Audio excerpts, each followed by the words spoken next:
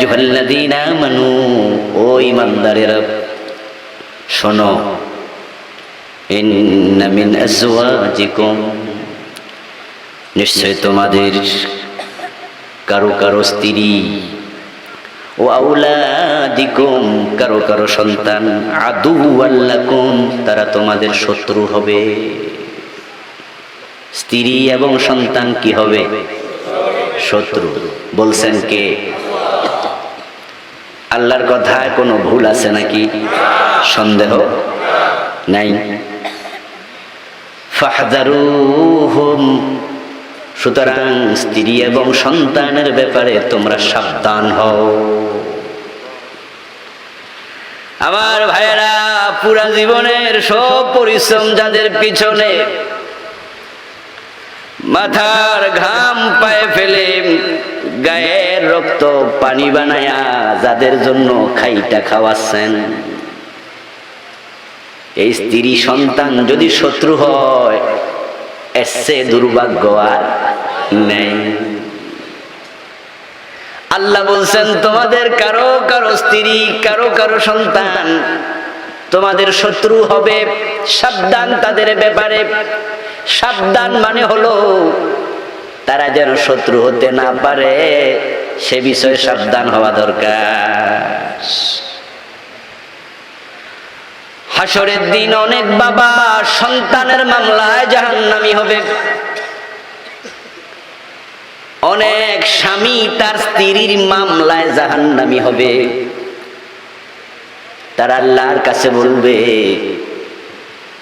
রব্বানা আরিনাল লাযাইনি আযাল্লানা মিনাল জিন্নি ওয়াল ইনসি নাজআলহুমা তাহতা আকদামিনা লিয়াকুনা মিনাল আসফালিন। হে আল্লাহ, আমার বাবারে ডাকো, সন্তান মামলা দেবে।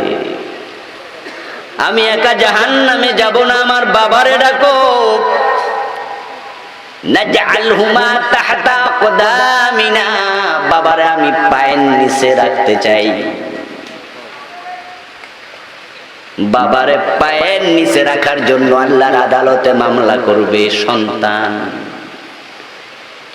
স্ত্রী বলবে, খোদা আমার স্বামীরে ডাকো। নাজআলহুমা তাহতা আকদামিনা, আমার পায়ের নিচে স্বামীকে রাখতে চাই। ও আমার ভাই, আল্লাহর আদালতে যে মামলা দেয় সে বন্ধু না শত্রু? এটা আওয়াজ করে বলুন, আল্লাহর আদালতে মামলা যে দেয় সে দোস্ত না দুশমন? তোমাদের স্ত্রী মামলা দেবে, তোমাদের সন্তানেরা মামলা দেবে। ফাহযারুহুম, সাবধান। সূরার নাম তাগাবুন।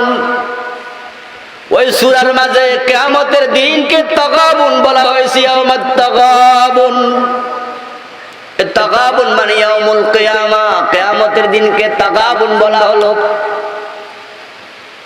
তাহলে কারো কারো স্ত্রী, কারো কারো সন্তান দুশমন হবে ওই তাগাবুন দিবসে, কিয়ামতের দিবসে।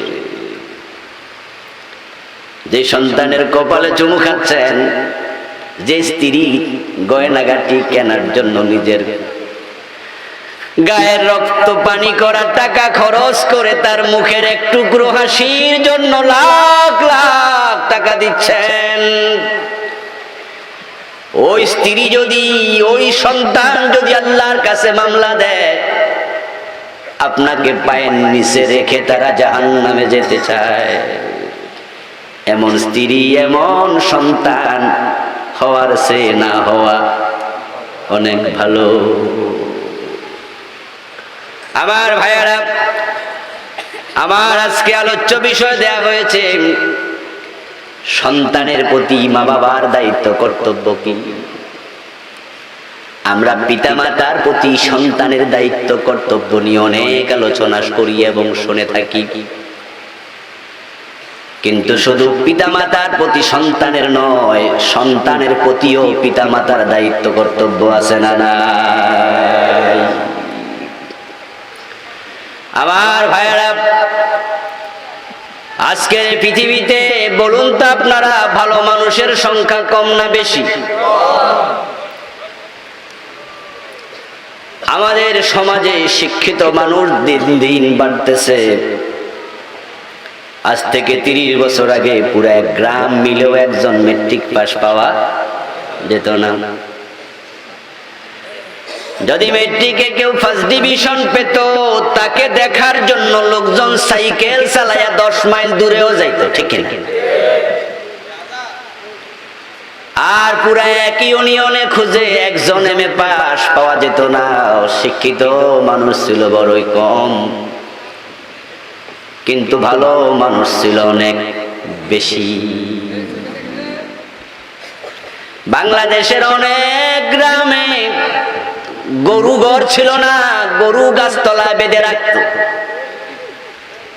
আমরা ছোটকালেও দেখছি আমাদের গরু ঘর উপরে শুধুমাত্র টিন ছিল, পাশে কোনো বেড়া ছিল না। কিছু লাঠি দিয়া টিন বেঁধে রাখত, ওই লাঠির সাথে গরু বেঁধে রাখত। অসুবিধা নাই, চুরি হওয়ার সম্ভাবনা নাই, চোর নাই। আর এখন ঘরে তালা বেঁধে রাখলে তালা ভেঙেও নিয়ে যায়। এমএ পাস বিএ পাসের অভাব নাই, শিক্ষিত মানুষ দিন দিন বৃদ্ধি পাচ্ছে। প্রতি গ্রামে গ্রামে এমএ পাস। ঢাকা শহরে এমন বিল্ডিংও আছে যে বিল্ডিং এ মানুষ থাকে 300, বিশাল বড় বিল্ডিং, তার মাঝে এমএ পাশে থাকে 250-র বেশি। শিক্ষিত মানুষ দিন দিন বাড়ছে। একটু আওয়াজ করে বলুন দেখি, ভালো মানুষ বাড়ছে না কমছে? ভালো মানুষ যে কমে যাচ্ছে তা নিয়ে আমাদের সন্দেহ নাই। এখন ভালো মানুষ কেন কমতেছে, এর পিছনে কারণ আছে না নাই? এর কারণ হলো মরা পচা সিটা বীজ থেকে ভালো গাছ জন্ম নেয় না। বীজ যদি তাজা হয়, বীজ যদি ভালো হয়, গাছটাও ভালো হয়, ঠিক না? এই জন্য ধান যারা চাষ করে, গম যারা চাষ করে, বাদাম যারা চাষ করে, যেটা বীজের ধান সেটা বাইসা বাইসা নেয়, ঠিক না? কথা বলতে হবে, ঠিক না? একটু তাজা দেখা, মোটা দেখা। বীজের বাদামটা সিমটা হয় না, তাজা হয়। বীজ যদি ভালো হয়, সেখান থেকে গাছও ভালো হবে, ফসলও ভালো হবে। আর বীজ যদি নষ্ট হয়, ভালো গাছ ভালো ফসল আশা করা যায় না। তো দিন দিন খারাপ মানুষ বেড়ে যাচ্ছে সমাজে। এর কারণ বাবা মা নিজেরাই অনেকে ভালো না। এজন্য আপনি যদি ভালো সন্তান চান, আগে আপনাকে ভালো বাবা হওয়া লাগবে, ভালো মা হওয়া লাগবে। তারপরে দ্বিতীয় সন্তান যদি ভালো হোক আপনি চান, তাহলে আগে সন্তানের হক আপনি আদায় করেন। সন্তান বড় হওয়ার পরে হক চাওয়া লাগবে না, সন্তান হক নিয়ে দাঁড়ায়া থাকবে। তাই দায়িত্বশীল মা বাবা কমে গেছে, তাই তো সমাজে ভালো মানুষ দিন দিন কমে যাচ্ছে। ওই যে খারাপ মানুষগুলো সমাজে দিন দিন বৃদ্ধি পাচ্ছে। ও বন্ধু, এই দুনিয়ায় একটা মানব সন্তানও খারাপ হয়ে জন্ম নেয় নাই। আজকে যে বড় খুনি, সে খুনি হয়ে জন্ম নেয়নি। আজকে যে ডাকাত, আজকে যে প্রতারক, আজকে যে চোর, আজকে যে বদখোর, সে জন্ম যখন নিয়েছে তখন সে ডাকাত, প্রতারক, চোর, মদখোর নিশ্চয়ই ছিল না। আল্লাহর হাবিব সাল্লাল্লাহু আলাইহি ওয়াসাল্লাম এই কথাটাই তো বলেছেন, সহিহ বুখারীতে এসেছে, মা মিন মাউলুদিন ইল্লা ইউলাদু আলাল ফিতরা। এমন কোন মানব সন্তান নাই যে ফিতরত নিয়ে জন্ম নেয় নাই। ফিতরত মানে হচ্ছে ভালো গুণ গ্রহণ করার মতো একটা মন।